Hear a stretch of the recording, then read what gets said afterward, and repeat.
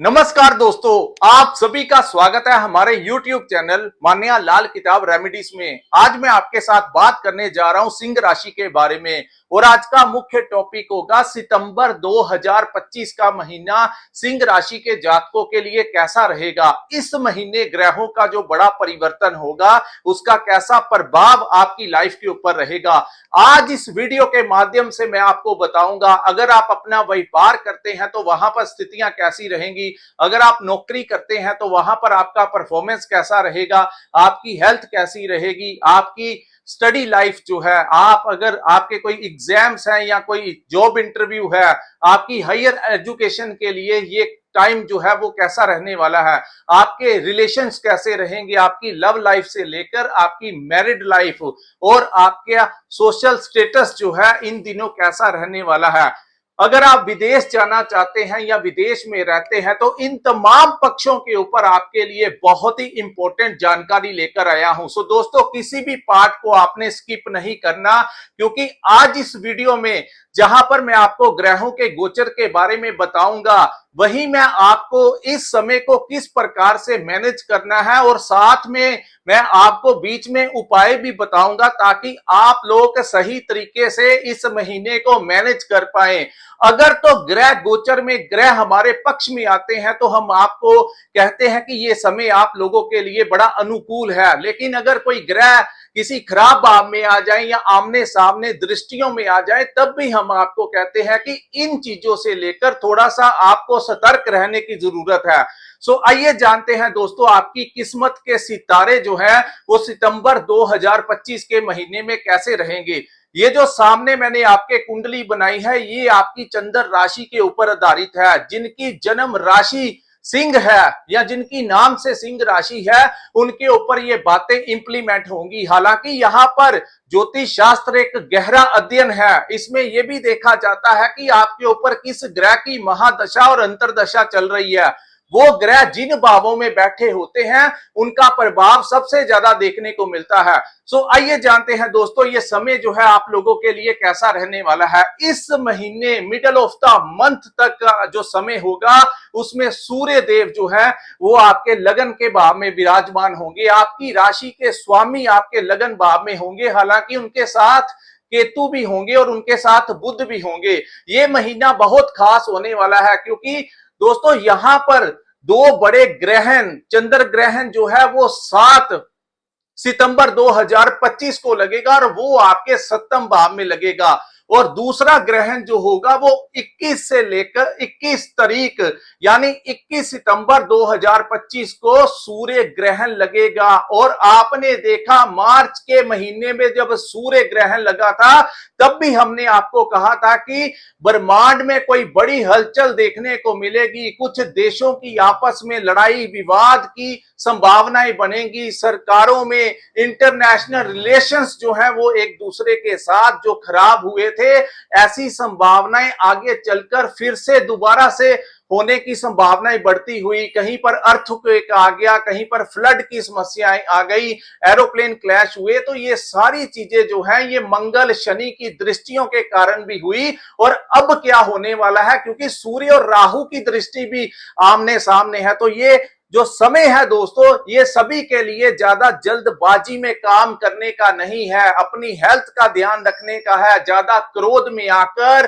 कहीं गलत तरीके से इन्वेस्टमेंट जो है वो आपने नहीं करनी है। और ऊपर से सिंह राशि जो है इनके ऊपर डैये का प्रभाव चल रहा है। सो दोस्तों यहां पर मैं आपको अकेला अकेला करके बताऊंगा कि ये समय आप लोगों ने किस प्रकार से मैनेज करना है। हालांकि सूर्य जो है वो लगन में रहेंगे लेकिन इनको ग्रहण रहेगा और 7 से लेकर 21 तारीख तक पितृ पक्ष का समय रहेगा। यहां पर हमारी संस्कृति में चाहे वो भारत देश हो चाहे विदेश हो दोस्तों, यहां पर इसको पितृ पक्ष के पूर्व से मनाया जाता है। अपने पितरों के नाम के ऊपर दान दक्षिणा की जाती है और खास करके उन लोगों को कहूंगा जिनकी जन्म कुंडली में भी पितृ दोष लगा हुआ है, उनको यहां पर उड़द की दाल, सरसों का तेल, फल फ्रूट सब्जियां दान जितना आप अपने योग्य के अनुसार अपनी पॉकेट के अनुसार आपको दान दक्षिणा देने से आपके पितरों का आपको आशीर्वाद मिलेगा।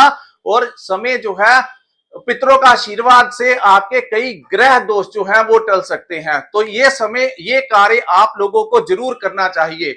उसके बाद दोस्तों, सूर्य केतु और बुध के लगन में बैठने से, क्योंकि सूर्य जो है वो ग्रहण अवस्था में रहेंगे, तो यहां पर कई बार ओवर थिंकिंग रहने की समस्या सिंह राशि के जातकों को आ सकती है। हो सकता है कि अचानक से बेचैनी जो है वो आप लोगों को किसी ना किसी काम को लेकर, अपने परिवार को लेकर, कुछ अपने बच्चों को लेकर, अपने दोस्तों को लेकर, अपनी रिलेशंस को लेकर, या अपने बिजनेस या नौकरी को लेकर, किसी ना किसी बात को लेकर दिमाग के ऊपर स्ट्रेस जो है वो आपको रह सकती है। सो ज्यादा ओवर थिंकिंग जो है वो नहीं करनी है। खास करके जिनको हाई ब्लड प्रेशर की प्रॉब्लम है उनको टाइमली अपनी जांच वगैरह करवा लेनी चाहिए, और ज्यादा क्रोध में नहीं आना। ज्यादा क्रोध में आकर आप अपना कोई बड़ा नुकसान मत कर लेना। तो ये समय बड़े धैर्य पूर्वक इस समय को आपने निकालना होगा। उसके बाद सूर्य जो है वो आपके दूसरे भाव में गोचर कर जाएंगे। दूसरा भाव जो होता है दोस्तों वो हमारे धन का भाव होता है, साथ में कुटुंब और वाणी का भी भाव होता है। और सूर्य जो है ये बहुत तेज अग्नि के कारक हैं। यहां पर आपको धन पैसे से तो कहीं ना कहीं से आपको वो फायदा करवा सकते हैं। अगर आप कोई नौकरी करते हैं तो आपको वहां पर प्रमोशन भी करवा सकते हैं। अगर कोई व्यापार करते हैं या आपका कहीं पर कोई फंसा हुआ धन था वो आपको मिल सकता है। लेकिन एक बात का आपको ध्यान रखना होगा, आंखों की इन्फेक्शन और सर दर्द से लेकर, दूसरी बात, आप लोगों को कोई बड़ा इन्वेस्टमेंट नहीं करना है किसी भी जगह के ऊपर जहां पर आपको कोई बड़ा लालच दिखाया जाए। वहां पर कोई बड़ा इन्वेस्टमेंट नहीं करना है। जो पुराना काम कर रहे हैं उसमें थोड़ा बहुत जैसा पैसा आप लगाते आ रहे हैं वैसा आप इन्वेस्ट कर सकते हैं। लेकिन ये अनुकूल समय नहीं है कोई बड़ा बिजनेस करने का, कोई अन्य जगह के ऊपर इन्वेस्टमेंट करने का जिसके बारे में आपको ज्यादा एक्सपीरियंस नहीं है। सो किसी की बातों में आकर अपना कोई बड़ा इन्वेस्ट जो है उस काम में नहीं करना जिसके बारे में आपको ना पता हो। भ्रम की स्थितियां इस समय रह सकती हैं, क्योंकि केतु का लगन भाव में बैठना कहीं ना कहीं इंसान की बुद्धि को भ्रमित कर सकता है, विराग की तरफ लेकर जा सकता है, क्योंकि केतु जो है वो विराग को रिप्रेजेंट करते हैं। तो दिमाग जो है आपका जहां पर भौतिक सुख संसाधनों की तरफ भागेगा, वहीं कहीं ना कहीं आपका दिमाग जो है वो उस ईश्वर की तरफ भी प्रेरित हो सकता है। आपको ऐसा महसूस करवा सकता है ये समय कि धन पैसा ही सब कुछ नहीं है। ईश्वर की शरण में जाना, मेडिटेशन करना, ये सारे कार्य इस समय सिंह राशि के जातक जो हैं वो महसूस कर सकते हैं। ऐसी संभावनाएं बनी हुई हैं। और दूसरा, कुटुंब के भाव में सूर्य का आना कहीं ना कहीं आपके घर परिवार में आपके मुख से कुछ ना कुछ कुशब्दों का इस्तेमाल करवा सकता है, जिसके कारण आपके आपस में संबंध जो है परिवार वालों के साथ खराब हो सकते हैं। तो कम्युनिकेशन करते हुए, चाहे अपने क्लाइंट्स के साथ हो, खास करके अपने घर परिवार में अपने बच्चों के साथ, पति पत्नी की आपस में किसी ना किसी बात को लेकर आपके मुख से कुछ अग्नि तत्व के शब्दों का यानी कठोर शब्दों का इस्तेमाल ये समय करवा सकता है। तो इन चीजों का ध्यान रखना होगा। उसके बाद जो लोग मार्केटिंग का काम करते हैं, जो लोग ट्रेडिंग का काम करते हैं और जो लोग कंसल्टेंसी का काम करते हैं, उन लोगों के आमदन में पहले से ज्यादा इंप्रूवमेंट होती हुई दिखाई दे रही है। So middle of the month के पश्चात का जो समय होगा वो फाइनेंशियल स्थितियां जो होंगी वो आपकी पहले से ज्यादा अच्छी हो सकती हैं।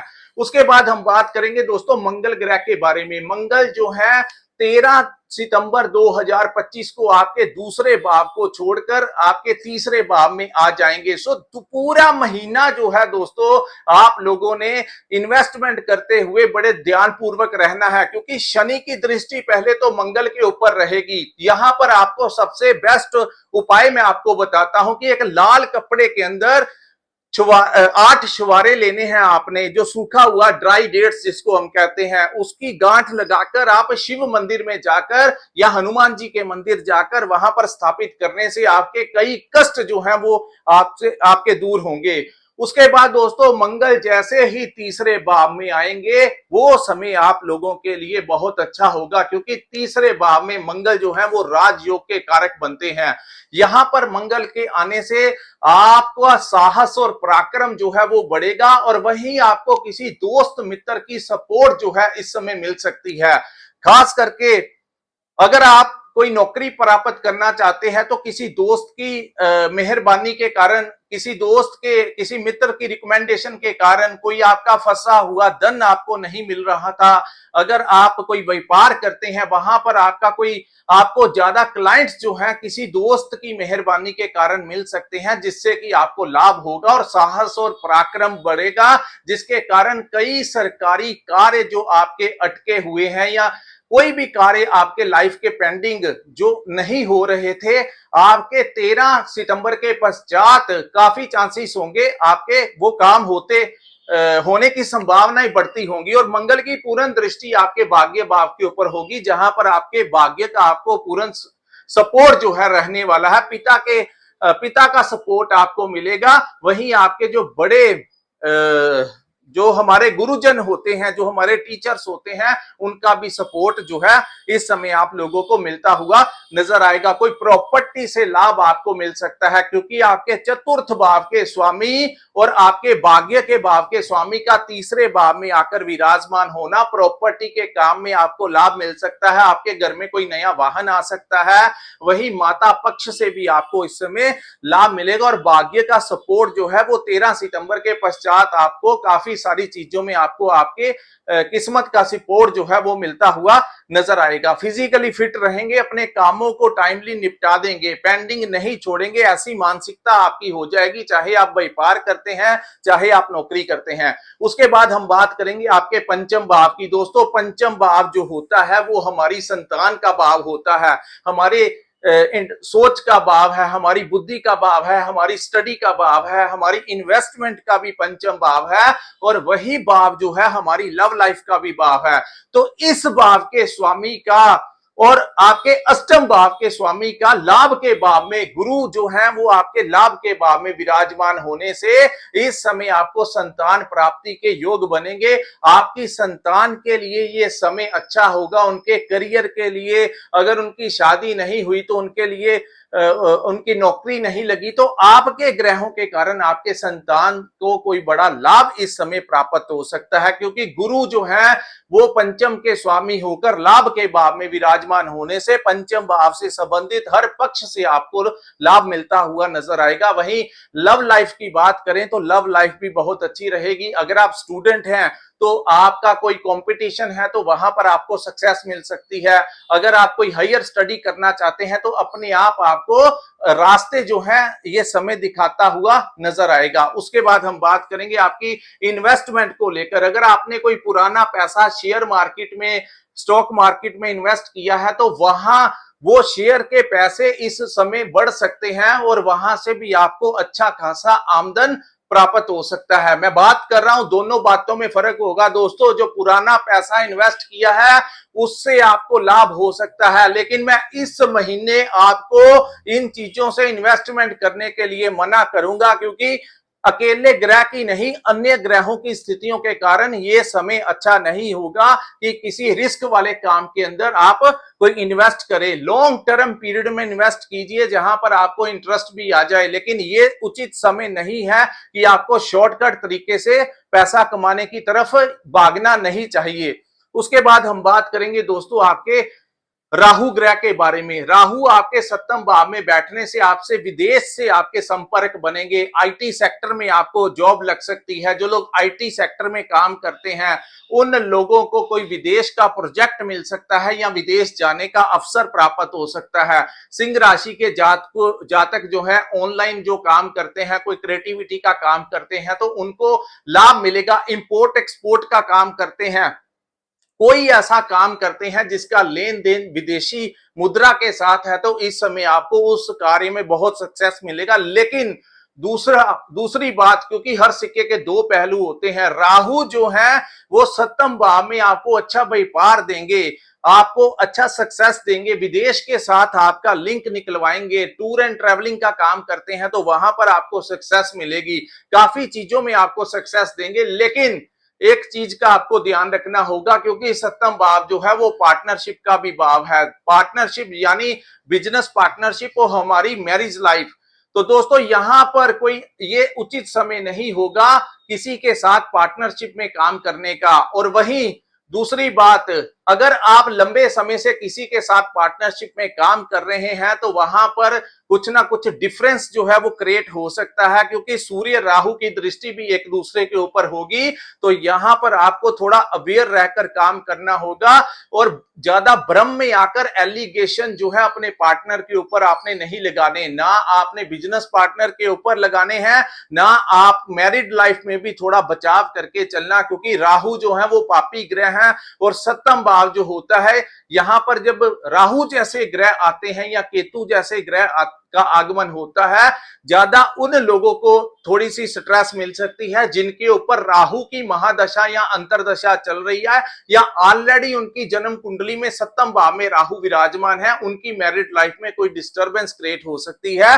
तो छोटी छोटी बातों को इग्नोर करना सीखिए, बिना आपको जब तक उनके खिलाफ कोई प्रूफ नहीं मिल जाता, बिना प्रूफ के एलिगेशन लगाना आपके रिलेशंस को डिवोर्स की तरफ लेकर जा सकता है।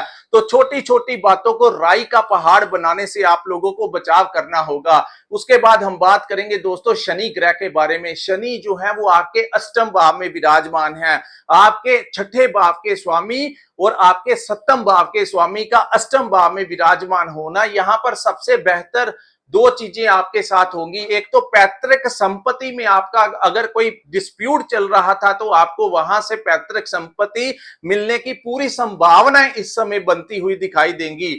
वहीं दूसरी बात, जो लोग रिसर्च के साथ जुड़े हुए हैं, जो लोग ज्योतिष विद्या के साथ, टेक्नोलॉजी के साथ, मैकेनिकल लाइन के साथ जुड़े हैं, जो लोग जैसे आजकल आपने देखा होगा रैकी वगैरह का काम है, ऑरा क्लीनिंग का काम है, ये सारे वो कार्य हैं जो रहस्यमय दुनिया के साथ जुड़े हुए हैं या तंत्र विद्या के साथ जुड़े हुए हैं। इन दिनों आपका जो दिमाग है इन चीजों की तरफ ज्यादा आकर्षित हो सकता है कि इस समय आप किसी उस इंसान से आपका मुलाकात हो सकता है जो ज्योतिष विद्या का ज्ञाता हो या कोई तंत्र विद्या का ज्ञाता हो, उसके साथ आपका किसी ना किसी रूप में संपर्क इस समय हो सकता है। लेकिन शनि का अष्टम भाव में आना कोई ज्यादा अच्छी बात नहीं है, खास करके अपने आपके ऊपर कर्ज को लेकर परेशानी रह सकती है, सेहत को लेकर, क्योंकि छठे का स्वामी अष्टम भाव में आना कहीं ना कहीं आपको रोग ऋण और शत्रु, गुप्त शत्रु जो हैं वो आपके इस समय बढ़ सकते हैं, जो कि आपका नुकसान करवाना चाहते हैं।